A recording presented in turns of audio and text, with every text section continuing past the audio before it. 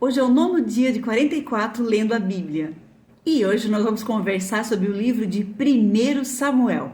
Eu sou Eliane Tomelin, meu método de leitura é o método auditivo através do aplicativo TTS Reader, uma forma de leitura que pode mudar a sua prática de leitura. Agora vamos fazer uma brincadeira para a gente começar. Presta atenção nesses personagens: Moisés, Abraão, Isaac, Jacó e José do Egito. Qual desses personagens você daria o prêmio de personagem mais interessante e por quê? Deixa aí nos comentários. E antes de irmos para o resumo de hoje, pagamento em like. O livro de 1 Samuel tem 31 capítulos e 810 versículos. Capítulo 1. Samuel foi concebido em resposta à oração fervorosa de Ana, que era estéril. Ana fez um voto prometendo dedicar o seu filho a Deus. Capítulo 2. Samuel cresce no templo, sob a orientação do sacerdote Eli. E enquanto Samuel era totalmente obediente a Deus, os filhos de Eli eram o contrário, eles eram muito desobedientes. No capítulo 3, Samuel, ainda criança, Deus o chama e ele ouve a voz de Deus. Ficou um pouco confuso, foi até Eli e falou: Eli, o senhor está me chamando? Ele falou: não, é a voz de Deus. Vá lá e responda: Senhor, eu estou aqui, o que queres de mim? Ai, que bonitinho.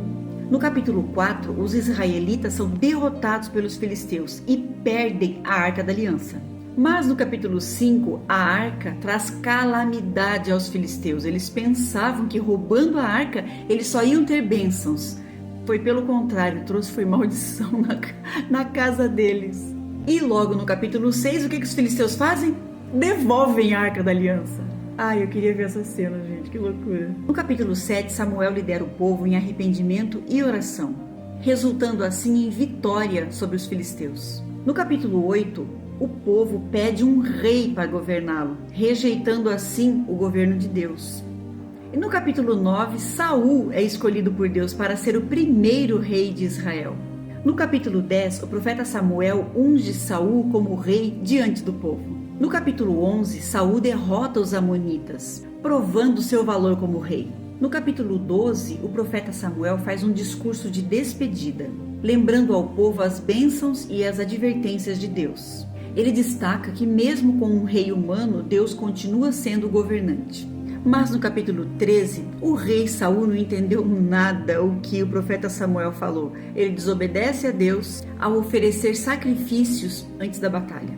E logo no capítulo 14, Jonatas, filho de Saul, que era muito obediente a Deus, tem uma vitória esplendorosa em cima dos filisteus. E, detalhe, com um exército reduzido, mostrando que Deus estava batalhando com ele. No capítulo 15, Deus ordena a Saul que destrua completamente os amalequitas. Mas Saul desobedece. No capítulo 16, o profeta Samuel busca um novo rei, porque assim Deus ordenou a ele. E ele vai até a casa de Davi.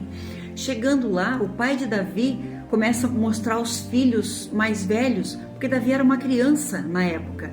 Mas Samuel dizia: esse não, esse não, esse não. Até que ele falou assim: olha, não é nenhum desse que Deus me mostra. O pai de Davi falou assim: tem um outro, tem um menino que está lá pastoreando as ovelhas. Vamos aguardá-lo chegar. Quando Davi chega, ele colocou os olhos e falou: é esse o abençoado. Os irmãos ficaram indignados, porque os irmãos eram grandes, fortes, bonitos. E Davi era pequenininho, mirradinho, era só um pastorzinho de ovelha e uma criancinha. No capítulo 17, aí vem aquela história de Davi e Golias, que a gente já conhece, que é esplendorosa. No capítulo 18, Davi e Jonatas, filho do rei Saul, se tornaram grandes amigos, quase irmãos. Só que agora o rei Saul começa a sentir ciúmes de Davi, começa a se sentir ameaçado a perder o trono para uma criança. No capítulo 19, o rei Saul tenta matar Davi, mas ele consegue escapar com a ajuda da sua esposa Mical. No capítulo 20, Jonatas e Davi fazem um pacto para um proteger o outro contra o rei Saul.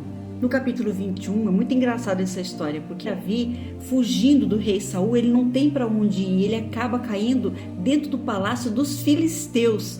E como que ele matava os filisteus? Tirou 100 prepúcios dos filisteus para ganhar a mão de Mical e agora ele vai pedir refúgio. Então assim que ele chega lá e o rei reconhece ele, ele se finge de louco e assim ele consegue ficar ali refugiado como um maluco. E no capítulo 22, Davi estando ali junto com os filisteus, ele acaba se encontrando no meio de homens endividados, de homens muito pobres e simples, e esses homens futuramente se tornam exército do rei Davi. Olha só que legal. No capítulo 23, Davi salva uma cidade chamada Keila das garras dos filisteus, mas ele enfrenta a traição das pessoas que moram nessa cidade, que entregaram o seu esconderijo a Saul.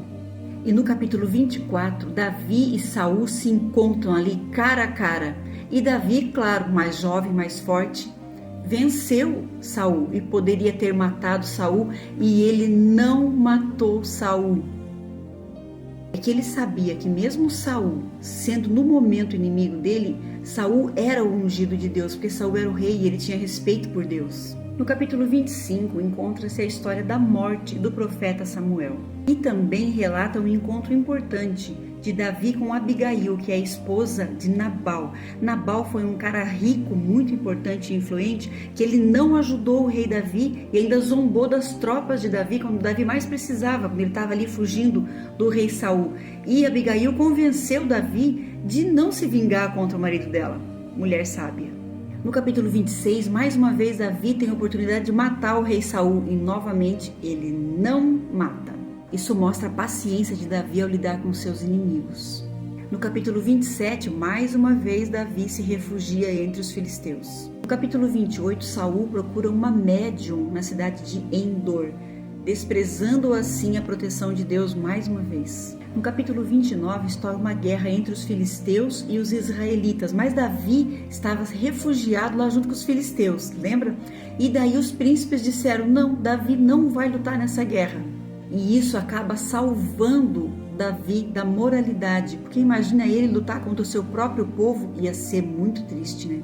No capítulo 30, Davi recupera todos os seus pertences que foram roubados pelos amalequitas e ele divide entre os seus homens. Olha só que generosidade, né?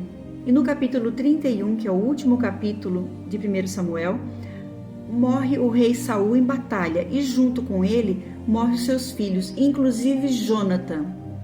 Meu coração se despedaçou nessa hora. E essa vitória dos filisteus marca o final do reinado do rei Saul. E daí, gostou de ouvir essas histórias de 1 Samuel? Teve alguma novidade? Já conhecia todas elas? Deixa aí nos comentários para a gente ir criando também uma comunidade. E a leitura de amanhã vai ser 2 Samuel, que vai começar o reinado de Davi. Fui! Até amanhã!